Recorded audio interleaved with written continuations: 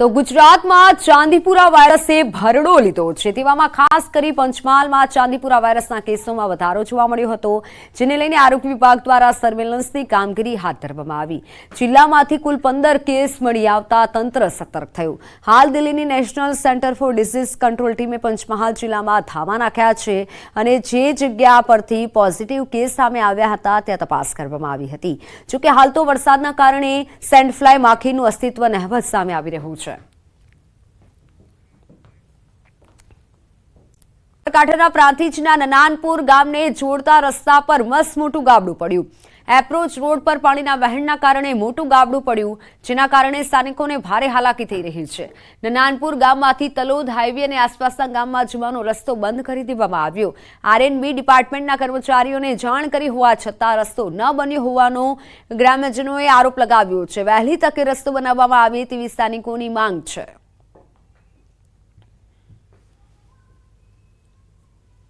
આજુબાજુના દરેક ગામોમાં અહીંયાથી વ્યવહાર થાય છે। એને સત્વરે આ કામ કરવા માટે, રિપેર કરવા માટે હું રજૂઆત કરું છું અને હજી સુધી કોઈ આરએમબીના કોઈ અધિકારીઓ અહીંયા આવ્યા નથી। ડાયવર્ઝન ગામ લોકોએ જ આપ્યું છે। તો નનાનપુર ગામને જોડતા રસ્તા પર મોટું ગાબડું પડ્યું છે। ગ્રામ્યજનોએ રસ્તો બંધ કરાવ્યો છે, પરંતુ નવા રસ્તાની ગ્રામ્યજનોએ માંગ કરી છે। અધિકારીઓને જાણ કરી હોવા છતાં ઉકેલ નહીં આવતા સ્થાનિકોના હાલ બેહાલ થયા છે। રસ્તો બંધ થયો અને સ્થાનિકોને ભારે હાલાકી પડી રહી છે, ત્યારે ત્વરિત રીતે રસ્તો બનાવવાની ગ્રામ્યજનોની માંગ ઉઠી છે। પ્રાંતિજના દ્રશ્યો છે। નનાનપુર ગામને જોડતા રસ્તા પર મોટું ગાબડું પડ્યું છે। ગ્રામ્યજનોએ રસ્તો બંધ કરાવ્યો છે, પરંતુ તરત રસ્તો બનાવવામાં આવે તેવી માંગ ઉઠી છે। તો પંચમહાલના પહાડી વિસ્તારો ચોમાસામાં ખીલી ઉઠે છે, પરંતુ આ જ અંતરિયાળ વિસ્તારોમાં જઈ ડોક્યું કરીએ તો કેટલાય ગામના લોકો મુશળધાર મુશ્કેલી વચ્ચે જીવી રહ્યા છે। ખાસ કરી ઘોઘંબા તાલુકાના ગમાણી ગામમાં સ્થિતિ વિકટ છે। અહીં આવેલા સાતઆંબા અને નવાડ એમ 2 ફળિયાના લોકો પાકા રસ્તાના અભાવે ભારે હાલાકી ભોગવી રહ્યા છે। વિકાસની વાતો વચ્ચે અહીંના દ્રશ્યો જોઈને શરમથી માથું ઝૂકી જાય। હાલત એટલી કફોડી છે કે આંગણવાડીમાં અભ્યાસ કરતા ભૂલકાઓ કોતરના વહેતા પાણીમાંથી પસાર થવા મજબૂર બન્યા છે। લગભગ 30 ભૂલકાઓ જીવના જોખમે અભ્યાસ માટે જાય છે। બાળકો નાના હોવાથી વાલીઓ તેઓને મૂકવા જતા નજરે પડ્યા। અહીંના રહીશોએ સ્વખર્ચે કાચો રસ્તો બનાવ્યો છે, પરંતુ ચોમાસું આવતા એ રસ્તો પણ ધોવાઈ જાય છે। પાકા રસ્તાના અભાવે અહીં 108ની સુવિધા પહોંચી શકતી નથી। ઇમરજન્સીમાં હોસ્પિટલ જવું હોય તો દર્દીઓને જોડીમાં લઈ જવા પડે છે। આમાં તમામ સમસ્યાઓ અંગે સ્થાનિકોએ વારંવાર રજૂઆત કરી છે, છતાં પણ તંત્રના બહેરા કાને તેઓની સમસ્યા સંભળાતી નથી।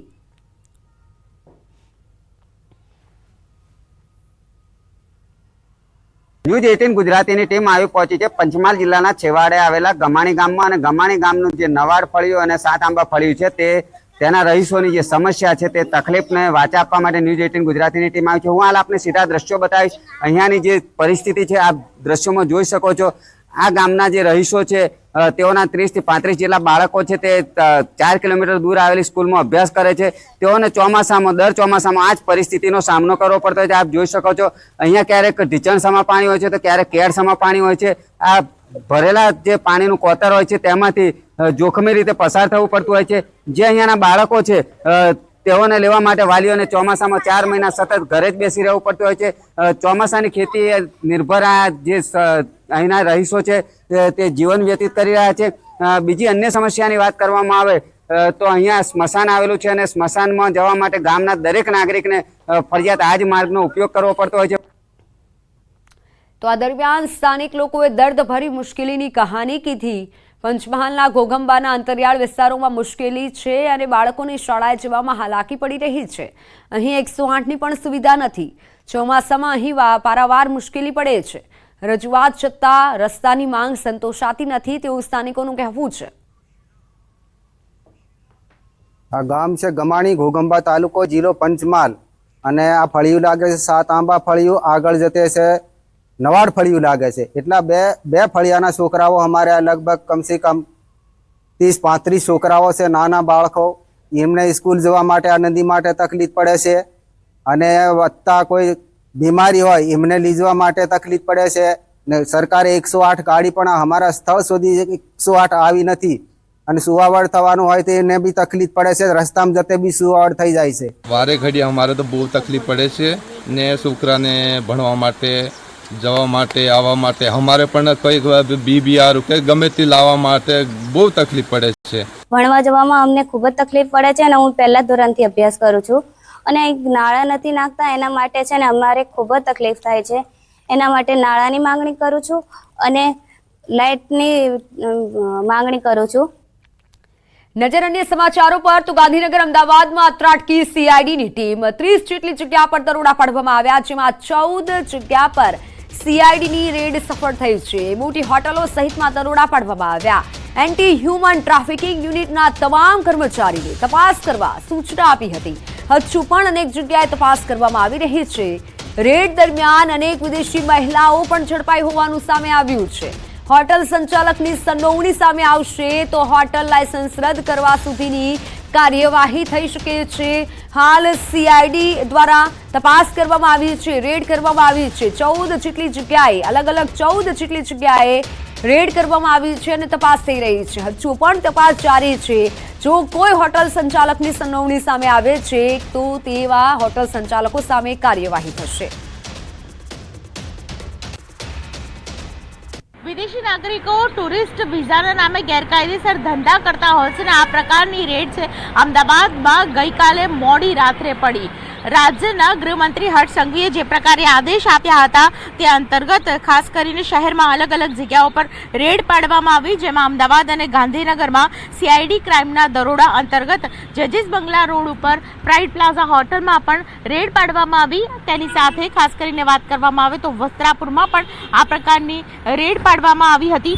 સાથે શહેરના બંને શહેરો ગાંધીનગર અને અમદાવાદ બંને શહેરોમાં જે પ્રકારે 30થી વધુ સ્થળોએ દરોડા પાડવામાં આવ્યા હતા। સૌથી મહત્વની વાત એ છે કે આ પ્રકારે જ્યારે દરોડા પાડવામાં આવ્યા ત્યારે ક્રાઇમ બ્રાન્ચની ટીમને હોટલ સંચાલકની સંડોવણી છે કે કેમ અને હોટલ લાયસન્સ છે તે રદ કરવા સુધીની કાર્યવાહી કરવાના ખાસ કરીને આદેશ જ્યારે આપવામાં આવ્યા હતા ત્યારે તે અંતર્ગત પણ કામગીરી થશે।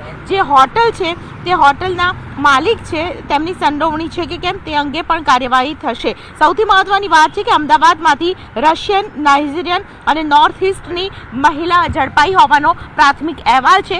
14થી પણ વધારે જગ્યાઓ પર આ પ્રકારે રેડ પાડવામાં આવી છે। શહેરની મોટાભાગની હોટલમાં એસ્કોર્ટ ચાલતું હતું અને તે એપ મારફતે ચાલતું હતું તે પ્રકારની પ્રાથમિક માહિતી છે તે મળી આવી છે। અત્યાર સુધીમાં 20થી વધારે વિદેશી મહિલાઓ દેહ વેપાર કરતી હોય તેવી સૂત્ર પાસેથી મળતી માહિતી પ્રમાણે અમદાવાદ શહેરમાં 15થી 20 જેટલી હોટલ એવી છે કે જેમાં ખાસ કરીને મોડી રાત્રે અમદાવાદ ક્રાઇમ બ્રાન્ચ CID ક્રાઇમે તપાસ કરી હોય અને દરોડા પાડ્યા હોય। કેમેરા પર્સન હિરેન શાહ સાથે દીપિકા કુમાર, ન્યૂઝ 18 ગુજરાતી, અમદાવાદ।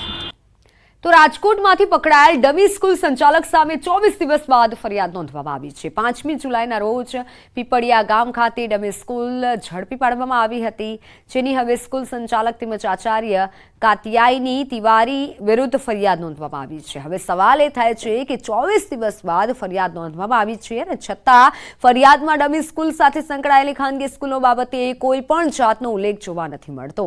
સાથે ફોર્જરી સહિતની કલમ પણ પોલીસ દ્વારા લગાવવામાં ન આવી હોવાનું સામે આવ્યું છે। ત્યારે જિલ્લા પ્રાથમિક શિક્ષણ અધિકારી કહી રહ્યા છે શિક્ષણ વિભાગ દ્વારા 280 પેજનો રિપોર્ટ તૈયાર કરવામાં આવ્યો છે અને તે પણ પોલીસને સબમિટ કરવામાં આવ્યું છે। તો મહત્વનું છે કે FIRમાં જણાવાયું છે કે તિવારી કોઈપણ શૈક્ષણિક લાયકાત વગર બોગસ શાળા ચલાવી અને આર્થિક ઉપાર્જન કરવા માટે બાળકોના ભવિષ્ય સાથે રમત રમી રહ્યા હતા। સ્કૂલમાં ધોરણ દીઠ બાળકો પાસેથી 450થી 650 રૂપિયા ફી લેવામાં આવતી હતી। કુલ મળી 42 વિદ્યાર્થીઓ શાળામાં નોંધાયેલા હોવાનું સામે આવ્યું છે।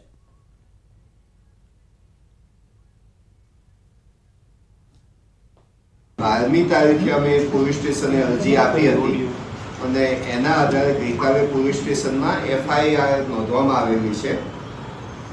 FIR ની અંદર અમે સમગ્ર હકીકત અને 282 પાનાનો અહેવાલ એની સાથે ઇન્ક્લુડ કરી અને પોલીસ સ્ટેશને જમા કરાવેલો છે। પોલીસ ફરિયાદની અંદર એ તમામ શાળાઓના નામનો ઉલ્લેખ કરી દીધો છે અને એના માટેના જરૂરી આધાર પુરાવા પણ પોલીસ તંત્રને આપેલા છે।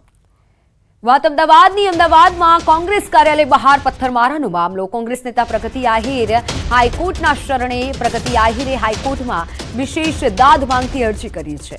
અગાઉ સેશન્સ કોર્ટે અરજી ફગાવી હતી. આગોતરા જામીન અરજી ફગાવી હતી. ત્યારે આજે ગુજરાત હાઈકોર્ટમાં સુનાવણી હાથ ધરાશે. એલિસ બ્રિજ પોલીસે ફરિયાદ નોંધી છે. પ્રગતિ આહિર પર કોંગ્રેસ કાર્યકરોને ઉશ્કેરવાનો આરોપ છે.